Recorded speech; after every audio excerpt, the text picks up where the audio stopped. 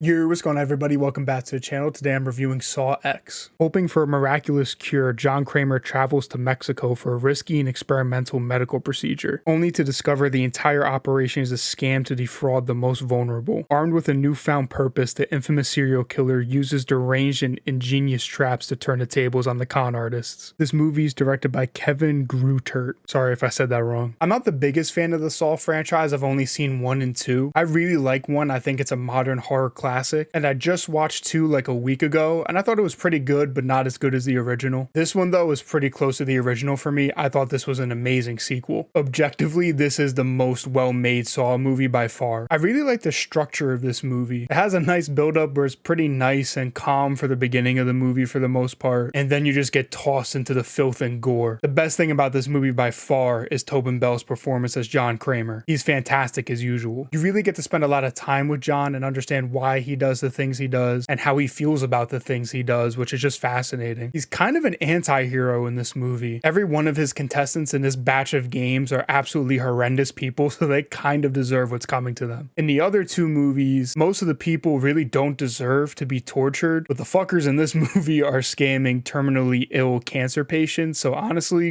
get fucked, pile of shit!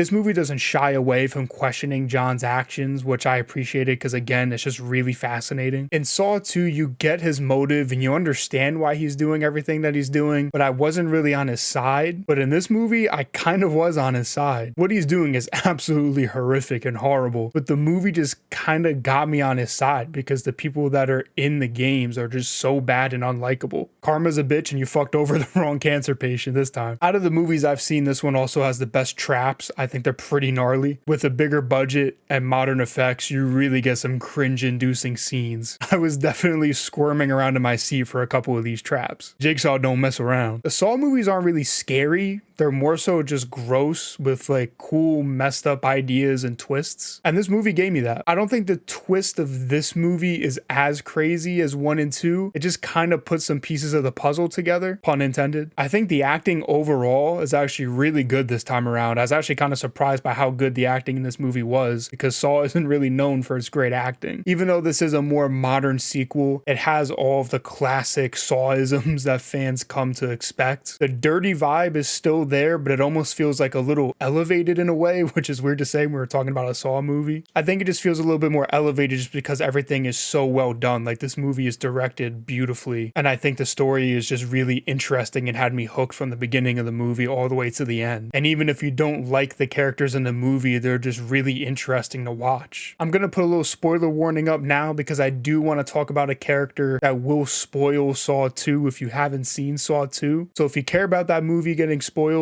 just mute the video or skip ahead until the spoiler warning is gone. There's your warning. Here we go. Shawnee Smith was great as Amanda, and I just thought it was really cool to see some of the buildup of her taking the mantle of Jigsaw. The reveal of her at the end of 2 was fucking crazy, so I definitely was interested in seeing more of how that came to be. The relationship between her and John was great. The scenes with them together are some of the highlights of the movie, and I kind of hope we get another sequel like set in this time period, because I would really like to see even more of Amanda learning from John before she takes over the Jigsaw title. To be honest, I really don't have any flaws with this movie besides a couple of like really small nitpicks at the very end of the movie that in the grand scheme of things really don't amount to anything. Overall, Saw X was a near perfect sequel that's a character study of the best character in the franchise, John Kramer. The acting and story are great, along with some of the best traps and gore in the entire franchise. It's equally fascinating and disturbing to watch. Saw X is clocking in at a 95% on the Bravo barometer. This is the perfect movie to go see in theaters for spooky season. I had a great time with this one. I was actually kind of surprised by how good it was and how much I enjoyed it, and I'm definitely interested to check out the rest of the Saw franchise now. But those are just my opinions. Let me know what you thought of the movie and my review in the comments below, and don't forget to drop a like on the video and subscribe for more reviews coming very soon. And as always, I appreciate you for watching. I hope you have a great rest of your day. I'll catch you in the next one.